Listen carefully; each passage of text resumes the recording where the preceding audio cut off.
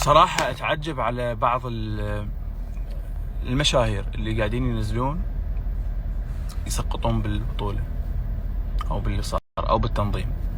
سوء التنظيم، تكسر الكراسي، الاكل يبقى بالاخير ورا اللعبة، المشاكل تصير بالدخول. ترى هاي صايرة بكل دول العالم، تمام؟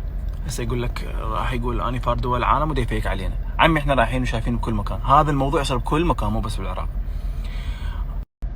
يعني اكو ملاحظات هواية اكيد 100%، لكن اللي دا يصير من مدينة او من بلد صار له فوق ال40 سنة ما مستضيف هيك بطولة، يعني كلش زين كلش طبيعي اللي دا يصير.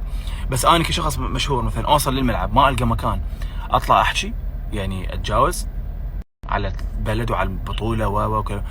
العرب دا يجون دا يمدحون بيكم وانتم قاعدين تسوون هيك. ترى عيب وانت شخص معروف ويش ما يصير، ما يجوز. انا بوجهة نظري ارجع البيت احترم نفسي. انا الحمد لله والشكر وصلتني دعوه من الاتحاد العراقي، وقبل اللعبه تقريبا قبل اسبوعين انتم شفتوني انا كنت قاعد ويا رئيس الاتحاد. صارت هواي نقاشات وامور. ما منتظريك ولا منتظرين غيرك. اللي يجي خلوه على راسهم، اللي ما يجي ما راح يموتون من الجوع. فما يصير يا اخي، ما يصير. يعني اتمنى الناس ما تسقط بالبطوله، رجاء الله يخليك.